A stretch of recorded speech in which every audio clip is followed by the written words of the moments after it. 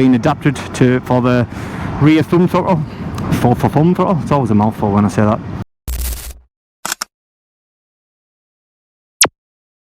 We're on. Right, something different today. I'm going to be doing a little bit of a bike review on this Ninja H2SX. This is the bike that I used for the Guinness World Record attempt back in August for the fastest speed drag behind a motorcycle. Like I say, it is a 2024 Ninja H2SX. It is 1000cc or thereabouts, 998 or whatever like that. As you can see, it has got a nice little supercharger tucked away there. Some force induction. I think it's claimed around about 200 horsepower. This model here is in black. I think they also do a green and black version, but my opinion is that black, the black option is absolutely mean. I love the front end of that. I mean, looking back at the footage as well, of it coming over the brow of the hill at Elvington, it looks mean. So as you can see here, got a radar assist here, which does the adaptive cruise control.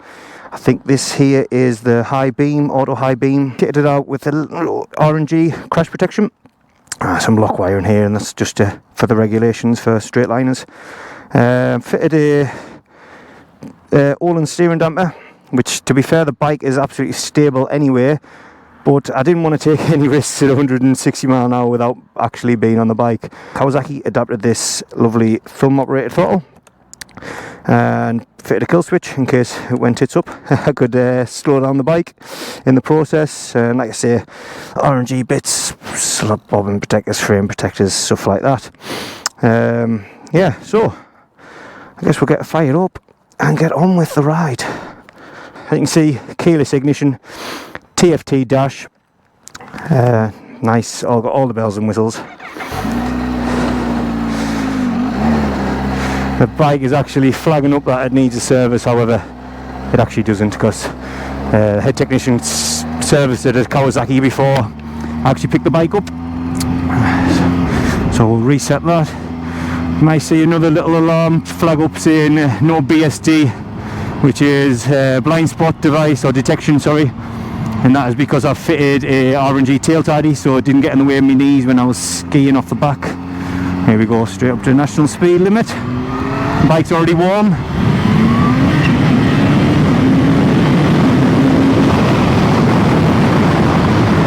As you can see, the road is wet and it has traction control.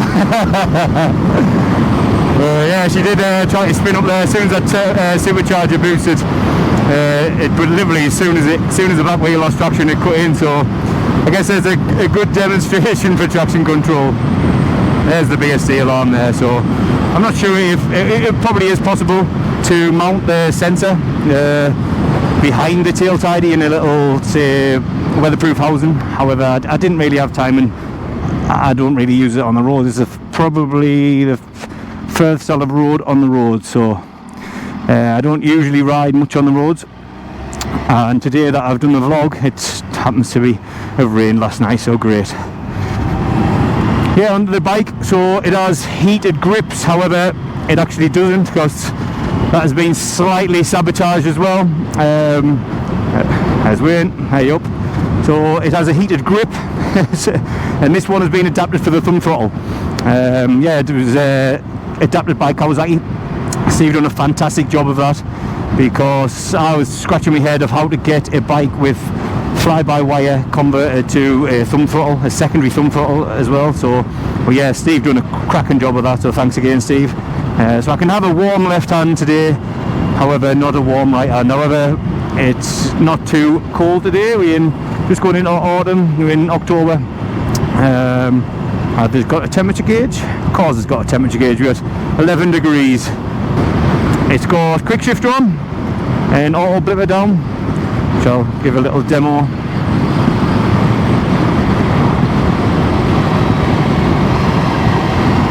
Nice little blip down and a lovely little supercharged noise. Here we go, listen. Oh, hopefully that mic picks that up. I will have one more.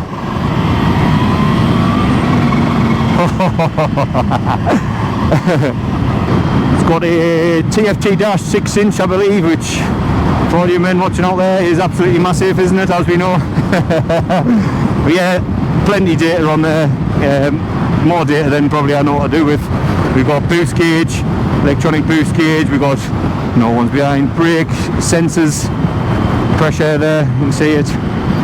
Probably not ideal doing that on a wet, muddy road, but hey ho. Get some downshift here. Nice and stable, the bike. It's just quick shift up. Absolutely easiest bike I've ever rode, considering it's 200 horsepower. I didn't actually know what to expect when first riding this. I did expect it to be a bit of a beast, which speed-wise it actually is, but it doesn't actually feel as fast as it is, which is good, I guess. It doesn't scare you, and you feel in control the whole time, especially with electronics. It's actually, I think, for a long big bike, sports tourer, it's quite small fitting. I'm only 5'8", and I fit on it absolutely perfectly. It's so comfy. It's obviously in between your sports bike and your naked tourer, oh sorry, your tourer with the straight bars on. But yeah, it's extremely comfortable. I did sit on a Hayabusa. Oh, I've sat on a few. I rode one actually, and for me, they're really long. I struggle to reach the bars. I feel like I'm stretched out, and the pegs are really high, which doesn't match the length of the bars. If you think it'd be made for a big person, tall person, then the pegs should be a bit lower as well. But this just feels a lot more nimble and light. Once you're rolling, it is light. This is my, like I said, my first ever, what would you say, a bike review or moto vlog. I think moto vlog sounds a bit proper, doesn't it? So we'll say moto vlog. This is my first moto vlog. My god, I did expect it to be a bit chewy getting the setup, but I had even more chewy than I nearly give up. I was all set up, I had the mic taped in my helmet, everything I had. About to set off, I just checked the angle of the GoPro and it was slightly too far down, so I leant it forward and the mic cable snapped. I'd got my gear on, helmet on, jacket on, like I say, I was, oh, you can imagine some swear words. Good job I didn't record that bit. A few swear words later, I had to swap to a wireless mic, and but anyway, we're here, we're doing it. Hopefully the sound quality turns out alright, otherwise I'll have wasted 4 hours of my life. And I'm running one of them hairy muff things on the mic in the helmet, so it's actually in my mouth. Got hairy muff in my mouth. Sounds a bit weird, but hey yo. So yeah, the blind spot detection, if working fully, would flag up these little triangles, warning triangles on the mirrors. So if something was, like I say, out of your mirror line and in your blind spot, there would illuminate the whole time. So this is the SX model. They also do a SE, SX SE, which I'm not actually sure what the SE stands for. It's just a higher range model option. I think that comes with electronic suspension, so you can adjust your preload and stuff on the fly. I think it's got launch control on as well, but I've never used that. I did do a top speed run, but actually before every practice of at Elvington I did top speed run, and yeah, it absolutely shifts. I'll actually upload a video. I might have already. If I have, I'll include it in the description. If I haven't, then look out for that after this. I've already got the footage, I just need to sort it out. I've got to launch basically a 0 to 186 run from Elvington. It's got that much power. I try to change up from 6 there. It's just literally effortless. Yes, I've got a 0 to 186 miles an hour, but which it would be speed limited to 186, which I believe is 300 kilometers. I think back in was it the 90s or 2000s, I think Kawasaki and Suzuki were battling each other for the top speed bike, and I think they just had a gentleman's agreement where they shook hands on 300 and said they wouldn't go any further. But I think if you lifted the limiter on this bike, it would be easily good for 200 mile an hour. The clock actually registered 186, but I went through like GPS or tag here, whatever it's called, tag gear timing equipment, and it said 183, which I thought the speedo would actually be a lot further out than it is. The 186, it's only lost 3 miles an hour over 186 mile an hour, which is pretty good, I think. I was expecting it to be about 10% out. You can see the bike has only got 582 miles on.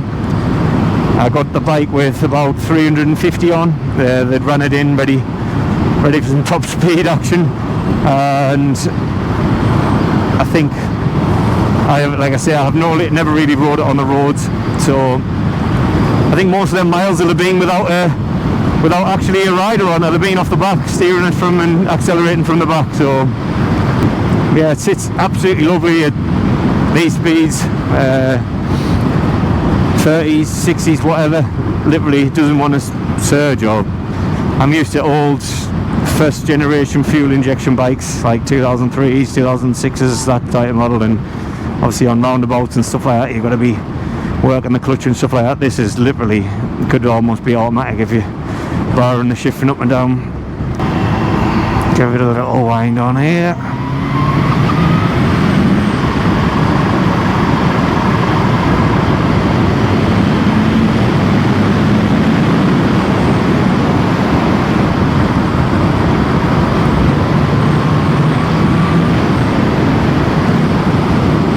I actually think it wouldn't actually be that bad on track for a sports tour.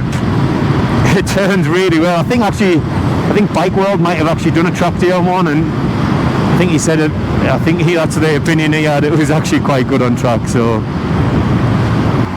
just here, we'll see if the traction control cuts in. Whoa, she goes, and to the speed limit. But yeah, so I was actually doing a show at the British Superbikes, and I crossed paths with Kawasaki's PR company, and we had a bit of chat as you do, and I told him about my ultimate record.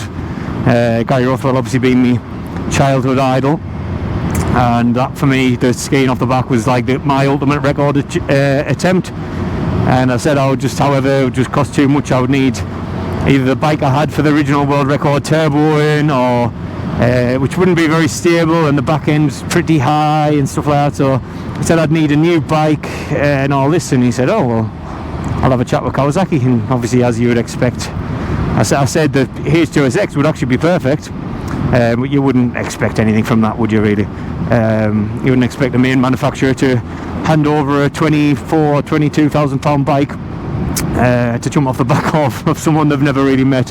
However, Kawasaki replied and got back to us, and we set up a meeting at Motorcycle Live, and yeah, me and Ross had a meeting, and he just said, yeah, I'm interested, which obviously I was blown away.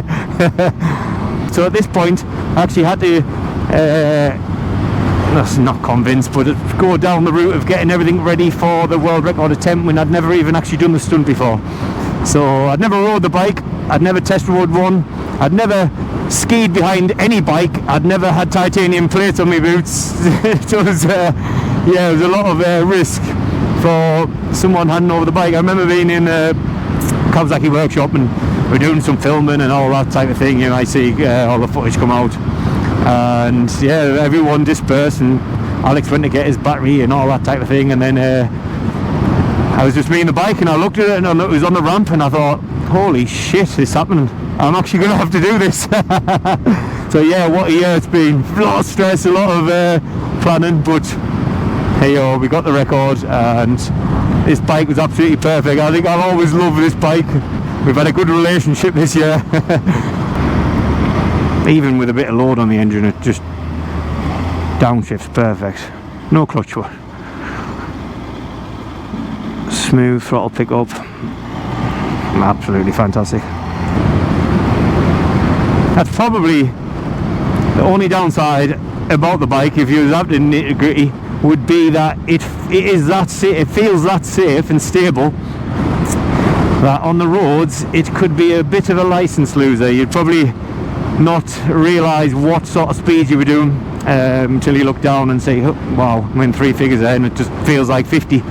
It's just so planted and safe. Yeah, it would catch you out, I guess. If I was to have it long term, I think I would definitely put a short exhaust on it, especially if I was going for to better the record or whatever, if I was doing any skiing again, because On the actual day, I did a warm-up run of 130 just to get used to it, off the back skiing this is. And then my first actual attempt, I went through at 154 point, I don't know, something. I remember it was 1.7 miles an hour off the record. But the bike went right after I went through the timing beams. The bike veered right slightly, but I did have to correct it. So I had to push the bike left, so I got on the right hand side of it, got my feet to the right hand side of the wheel, the rear wheel, and pushed left. But in the process, my knee got extremely hot, and I thought, what was going on there? And it turned out I'd covered the exhaust outlet with my knee slided area. So a brand new leathers, 1 day old, first time on, and I melted all the knee slider area of them. But I guess it's good to look at and remember how it happened. It beats going down, I guess, and seeing scuff marks on it.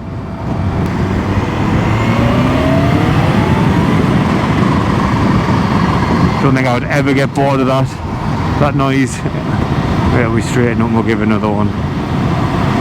Mind the dog walker, that is like. Oh, he's on the road. What's he doing? Get back, boy, get back. Here we go, are you ready for it? Oh.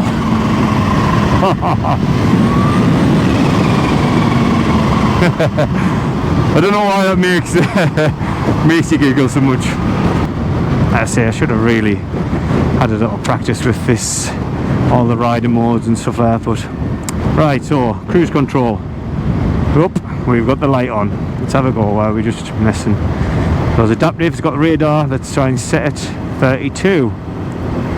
There we go. We're in a 40. So let's see if we set it a 40. What happens with the car in front? See if it just stays behind it. Yep, it's actually slowing down itself. Wow, that is strange. Obviously for people with new generation bikes, they'll be thinking get over yourself, but yeah, I've never really rode a bike with adaptive cruise control. So see if I hit the rear brake, if it cancels it. Yep. Right, what else can we mess on with while we're on this 30 road? Turn that off. Rider modes, let's have a look. Which you have to be off the throttle. I'll maybe see if you have to be off the throttle. Oh, I'm on the wrong button, man. Stupid boy. So that was obviously the cruise control button. This is the rider mode. There you go, that'll help, won't it? So road mode, I guess that is more intrusive traction control. maybe wouldn't be a bad idea to do. But like I say, I'm used to no rider aid, so it's not too bad. And then I think we have a rain mode. We must have to be off the throttle. Yep, rain. So you've got to be off the throttle as well. Is this coming out? No, I can't be bothered to wait for you. And then I believe it has. Give it a bit of bean so I can roll off. Rider mode. Yes. As you can see, I had a little mess around for a good few months ago, and that turns off the traction control, anti-wheelie, everything like that. So yeah, we'll turn that off today. I think that will be a bit of a bad idea. As you can see down there, it is power full power, and Kawasaki traction control off. So we'll reset that, get rid of that. If we find a private road somewhere, I guess we could try. Do actually have a industrial estate coming up here. I say the bike's way too expensive, and I could not deal with the consequences of being in it. But I will, depending on that where we are here, I'm gonna have a little go. Don't look too bad, does it? See if there's anyone about. Private land now.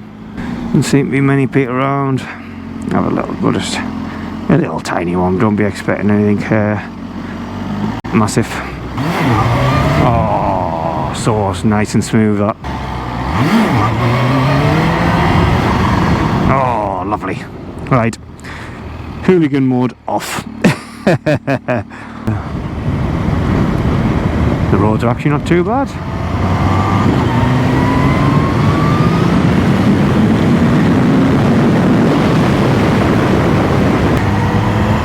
yeah, I think we'll wrap up the video there. Thanks for watching. Hope you enjoyed my first bike review of the Ninja H2SX. If you have, let me know in the comments. If you haven't, let me know in the comments. Stick to stunt riding, shut your mouth, your little helmet. Or if you have enjoyed it, like I say, please let us know. I can do a bit more. And yeah, thanks again for Kawasaki UK for supplying this absolute weapon of a bike. I've had a mega year on it, and yeah, like I said earlier in the video, this bike means a lot to us now. Doing the world record on it, yeah, it was a pretty big thing for me. So yeah, safe as houses. We're going to get this bike home and get it washed and put to bed nice and safe. So yeah, thanks again for watching, and catch up soon.